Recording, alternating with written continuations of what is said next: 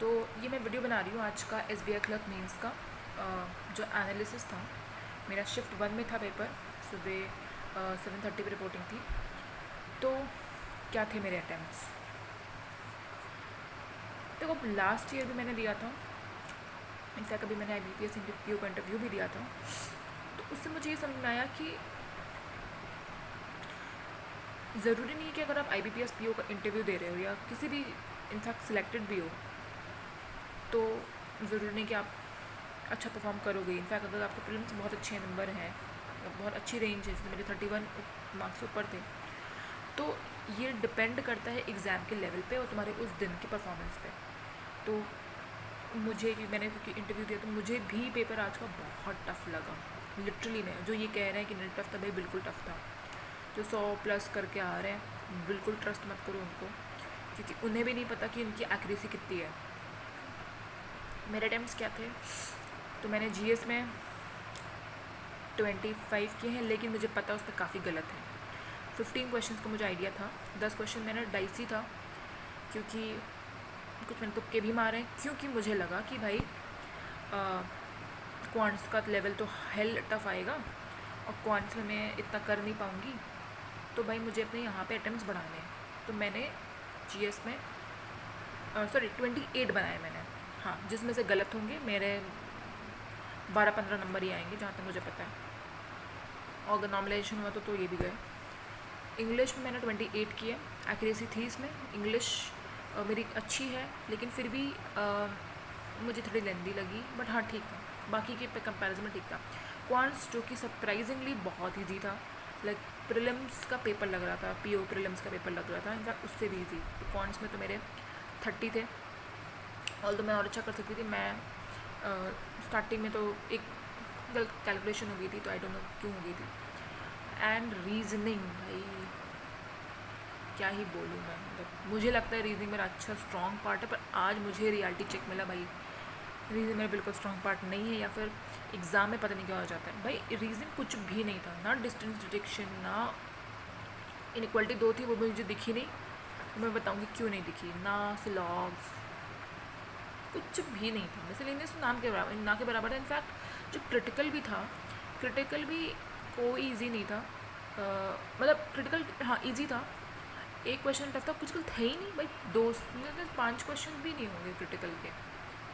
Inference के थे, cause effect था, कोर्स ऑफ एक्शन था, एक ही होगा। देन क्वांट्स में तो मुझे याद नहीं है।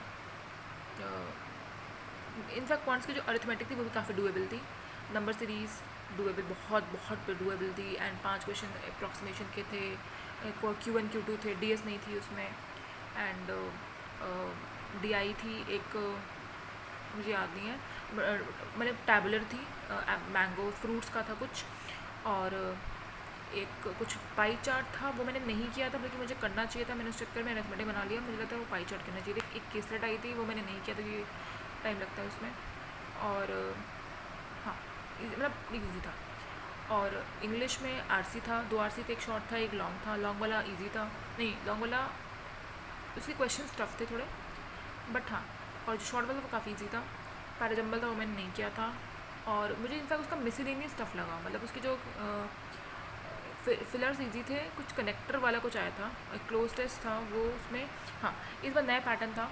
इस बार क्लोज टेस्ट में ये नहीं पूछा था कि मार्क द करेक्ट, उस पर पूछा था कि भाई जो इनकरेक्ट है वो मार्क करो, मतलब कौन सा इसमें नहीं होगा। तो भाई 12 में जिसका पेपर है, वो ये चीज़ तो देख लेना कि उसमें करेक्ट पूछा है कि इनकरेक्ट पूछा है। एक बार इनकरेक्ट वाला आ रहा है, कौन सा फिट नहीं करेगा क्लोज टेस्ट में। देन GS, भाई GS तो मैं क्या ही बोलूँ, मतलब क्या ही बोलूँ।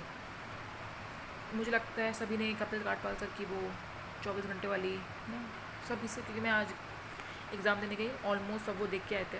काफ़ी दिन से मेरी बात हुई, सब वो देख के आए थे, भाई PDF पढ़ के आए। और भाई जो धोखा दिया है ना, मैं मार्च सबसे अच्छा किया था मैंने, फिर फरवरी एंड जनवरी किया था मैंने, और भाई पूरा पेपर दिसंबर से आया था। और स्टार्टिंग पोर्शन बहुत है, जनवरी से थोड़ा बहुत था, तो भाई मुझे भी नहीं पता। और स्टैटिक क्वेश्चन अजीब थे सच में, मतलब SSC का एग्ज़ाम है। अब भाई एक होता है ना कि भाई बैंकिंग अवेयरनेस पढ़ लेते हैं। बैंकिंग अवेयरनेस काफ़ी है, मैं तो बहुत बैंकिंग अवेयरनेस पढ़ा, बैंकिंग अवेयरनेस आया ही नहीं इस शिफ्ट में। तो गेस व्हाट, मुझे भी पता भाई क्या सोच के पेपर सेट कर रहे हो यार, पागल वागल हो गए हो क्या? मतलब IBPS क्लर्क एग्ज़ाम करा रहे हो क्या? मतलब कहाँ ब्रांच खोलनी है आपको, कहाँ पे रिक्रूटमेंट करानी है, मार्च पे करवानी है आपको रिक्रूटमेंट? इस टाइप का कौन GS पूछता है, या इस टाइप का पेपर कौन बनाता है? एसोसिएट का, जूनियर एसोसिएट है, उसका पेपर उस लेवल के हिसाब से दो। बट हाँ, टफ लेवल शिफ्ट, मतलब टफ एग्ज़ाम आने का फ़ायदा ये होता है कि कट ऑफ लो रहती है ना। हाँ ठीक है, जिसने डिसेंट हुई अटैम्प्ट किया तो उसका हो जाता है। बट नॉर्मलाइजेशन भाई वो तो क्या ही गंदा रोल प्ले करता है, इतना घटिया नॉर्मलाइजेशन हो जाता है। एंड मुझे याद है कि IBPS PO में मैं 24 मार्क्स के क्वांट्स करके आई थी, मेरे 13.5 आए थे क्वांट्स में। लिटरली मैं तो जो आंसू टपके जिस दिन आया फाइनल, मतलब स्कोर कार्ड आया था उसका, ओ भाई डेंजरस डेंजरस। एनीवेज, सो आज के पेपर के लेवल के हिसाब से कौन लास्ट के पेपर, अब देखो बहुत से बच्चे होंगे जिनका पहला बार हो गया, तो वो लास्ट की जो पेपर था वो देख के गए होंगे। लास्ट ईयर जो करंट थी वो काफ़ी इजी थी एंड स्टैटिक बैंकिंग थी, बट वो जो आती है भाई, वाइट लेबल चेक, कुछ वाइट लेबल ATM जो होता है, या फिर बैंकिंग रेगुलेशन एक्ट कब हुआ था, RBI ये, हाँ उसमें क्वेश्चन था कि लास्ट ईयर कि RRBs कितने हैं, लोकल बैंक्स कितने हैं, तो ऐसे क्वेश्चन स्टार्टिंग जो बैंकिंग वन पढ़ता है बंदा। अब तुम टाइगर रिजर्व पूछ रहे हो, पूरा क्रिकेट घुसेड़ दिया, चलो क्रिकेट ठीक है, पूरा टाइगर रिजर्व एक एक आउटले, मतलब मुझे लगता है IBPS PO का जो मेंस का पेपर था GS का, वो इससे ईजी था, इससे तो डेफिनेटली ईजी था। आज का भाई बहुत टफ था सच में, और जो भाई ये बना के आया ना 28 भाई, सबकी लगेगी, trust me on this. I think जिसके भी 10 नंबर आ रहे हैं ना वो बढ़िया है, मुझे जहाँ तक लगता है, क्योंकि वैकेंसी के हिसाब से, पेपर की डिफ़िकल्टी के हिसाब से, ठीक है। पर हाँ, मेरी तरफ से एक एक्सपीरियंस टिप ये है कि जैसे मैंने क्या गलती करी, मेरा रीजनिंग ख़राब क्यों हुआ? मेरा रीजनिंग इसलिए ख़राब हुआ क्योंकि मैंने, और ये प्लीज़ कमेंट में बताना जिसका भी फर्स्ट शिफ्ट में पेपर था आज, तो जो इसमें रो एंड रिजल्टेंट था, क्या उसका आंसर मैच कर रहा था कि नहीं कर रहा था? क्योंकि मैंने 2-3 बार किया, इस चक्कर में मेरा, मैं बताती हूँ इसके बारे में, बताती हूँ कि मेरा रीजनिंग ख़राब क्यों है, मैं क्यों ही 12 कर पाई, जब मेरी रीजनिंग अच्छी है, मैं मेरी रीजनिंग में अच्छा डिसेंट स्कोर करती हूँ, तो कई को मेरा इतना ही क्यों मेरा अटैम्प्ट गिरा? ठीक है, तो बताना जो रो एंड रिजल्टेंट था कि उसका आंसर मैच नहीं कर रहा था, क्योंकि मैंने बगल में अपने आगे पीछे पूछा तो उनका भी आंसर मैच नहीं कर रहा था। तो ये बताना, तो अगर ये गलत हुआ तो शायद मार्क्स मिल जाए। देखो मैंने मार्क तो नहीं किया था उसका, खैर वो तो हुआ ये कि मैंने रीजनिंग खोला, मैं कहा भाई रीजनिंग तो भाई क्वांट्स तो बढ़िया गया है, 30 बना रही है, अब इसमें तो भाई 20-20 आ जाए तो बहुत अच्छा है। तो क्योंकि रीजनिंग में तो भाई 25 के ऊपर तो बना ही लेंगे 30-20। तो मैंने पहले DS उठाया, DS ठीक था, DS ईजी थी, डेटा सफिशिएंसी ईजी थी, वो मैंने बना ली थी, सारे बना ली थी ना, शायद एक छोड़ दिया था क्या, आई डोंट नो, बना लेना चाहिए था जो भी था।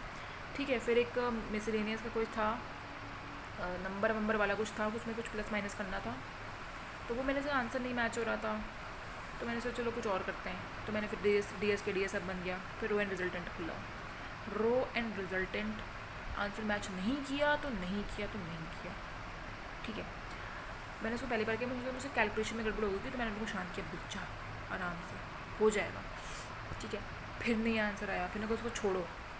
रो एंड रिजल्ट के बाद मैंने सोचा कि अब मिसलेनियस नहीं करते क्योंकि टाइम जा रहा है, अब मैं पज़ल उठा लेती हूँ। पज़ल मैंने उठाई, सबसे पहले मैंने पज़ल उठाई वो ब्लड रिलेशन वाली, अरे 4 केस बन गए वो, और एक भी मेरे 2 केस कटे, 2 कटे ही नहीं, तो भाई मैं तो वही दिमाग ख़राब हो गया। फिर मैंने एक दूसरी पज़ल उठाई क्योंकि फंबल तो होना स्टार्ट हो ही गया, अब डर तो सबसाइड कर गया, तो मैंने फिर पज़ल उठाई उसकी, एक थी कुछ मंथ एंड डेट वाली थी, उसमें क्योंकि मेरा डर इतना ज़्यादा बैठ गया था दिमाग में कि मैं वो गलत क्वेश्चन तो सही पढ़ा पर मैं फिट गलत कर रही हूँ पूरा, ठीक है, और मेरे आंसर नहीं मैच करे। मैंने कहा भाई अब तो फेल, इतनी गोल्डन चांस था इसमें, गया SBI क्लर्क गया। फिर मैंने उसको काटा, मैंने 2 बार, मैंने फिर नहीं बना, मैंने कहा छोड़ो यार इसको। फिर मैंने कुछ और देखे, एक मतलब पज़ल गंदी थी, मैंने उसको छोड़ो यार, क्रिटिकल बनाओ, कुछ तो बनाओ। मैंने क्रिटिकल बनाया फिर थोड़ा बहुत, और फिर मैंने वो पजल पे फिर आई मैंने कहा तो भाई कोई 15 मिनट बचे हैं, 15 मिनट में क्या ही होगा। उस टाइम मेरे आई थिंक 6-7 अटैम्प्ट थे, 15 मिनट बचे थे, सोचो 6-7 अटैम्प्ट में 15 मिनट बचे थे। मैंने वो पजल फिर बनाई, वो वाली, फिर वो सही बन गई थी, आंसर मैच हो गए थे, 5 क्वेश्चन थे शायद, जहाँ तक 6 होने चाहिए एनीवेज। तो वो बन गई। फिर उसके बाद फिर वो रिजल्ट मैंने फिर उठाया, क्योंकि वो पजल तो मुझसे कुछ बन नहीं रही थी और टाइम भी नहीं था बचा था।